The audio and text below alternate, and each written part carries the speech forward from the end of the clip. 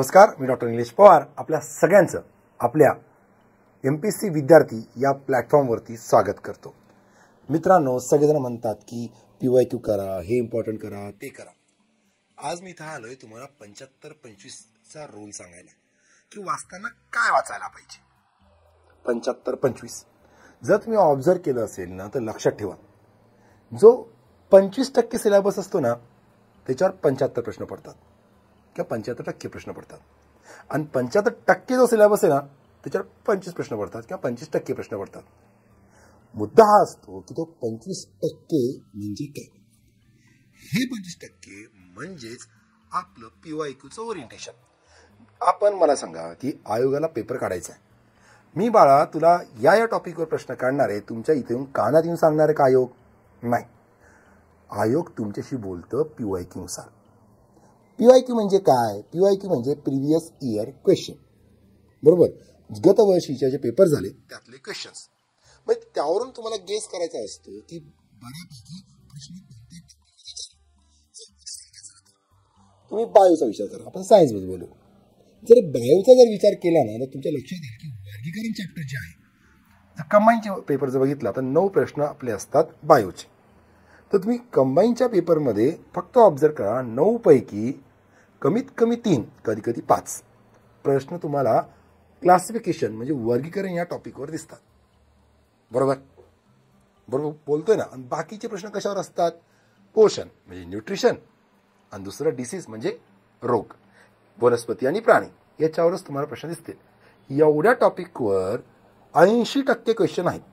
गेल्या 14-15 वर्षांमध्ये जेवढे पेपर झालेत MPSCचे कोणतेही असो, राज्यसेवा कंबाईन सगळेच पकडले आपण, तर 3 म्हणजे टोटल याच्यापैकी 80% प्रश्न तुम्हाला कशात दिसतात? या टॉपिकवर दिसतात. असं ओळखावं लागतं. असंच तुम्ही प्रत्येक सब्जेक्टला पण ऑब्झर्व करू शकता. इथं मी ओव्हरऑल सांगितलं, त्यातून अजून मायक्रो लेवलला जाऊनही तुम्हाला करावं लागेल. काही करायची गरज नाही. तुम्ही सर युट्यूबला सर्च जरी मारला तरी भेटतं, किंवा तुम्ही सिनियर्सला विचारा, गाईडला विचारा. तर सगळ्यात बेस्ट मार्ग सांगू कोणता आहे?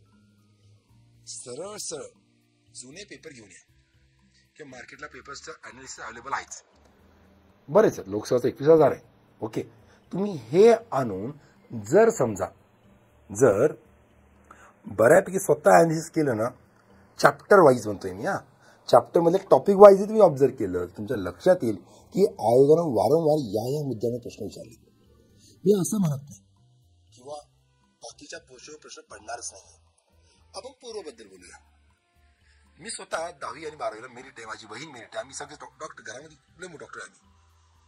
पण मी सांगू का, एक त्यामध्ये मूळ मंत्र काय होता बघा. जे 10वीच्या आणि 12वीच्या एक्झाम असतात आपल्या, त्यामध्ये ना एक प्रकार असतो, 7 पैकी 5 सॉल्वा, 8 पैकी 7 सॉल्वा, बरोबर. आणि प्रत्येक चॅप्टरला मार्क्स फिक्स असतात, ते तर बोर्ड स्वतःच देतं. मग आम्ही काय करायचो की जो टॉपिक कठीण वाटतो ना आपल्याला, आम्ही तो सोडून द्यायचो. हा पण एवढं होतं म्हणजे करायचो ना ते परफेक्टच करायचं. गलत होतं म्हणजे व्हायला नाही पाहिजे. मग यासाठी तुम्हाला माहित पाहिजे सोर्सेस. परत सांगतो, आम्हाला विचारा, मित्रांना विचारा, सिनियर्सला विचारा, परत पेपर बघा आणि तुमचं पुस्तक पकडा. आपण एक PBS पॅरेंट बुक सिस्टीम करताना पुस्तक पकडायला सांगितलं मी. योग्य पुस्तक निवडायचं, कारण ते तुमचं कोण आहे? माय बाप आहे, बरोबर. आणि त्यामुळे ते तुम्हाला निवडताना प्रॉपर निवडायचंय, म्हणजे तुम्हाला 75-25चा जास्त फायदा होईल, कळतंय. सो प्लीज तशा अनुषंगानंच तुमचा अभ्यास ठेवा, बरोबर. तर 75-25चा रूलमध्ये तुम्हाला 25% शोधता येतात का, हे सगळ्यात महत्वाचं आहे. नाही शोधता आलं विचारा ना, बिंदास विचारा. ओके, माझा नंबर तर मी नेहमी शेअर करतो, खाली तर दिलेलाच आहे. ओके, 9284949829. बिंदास सांगा, आपण चर्चा करू.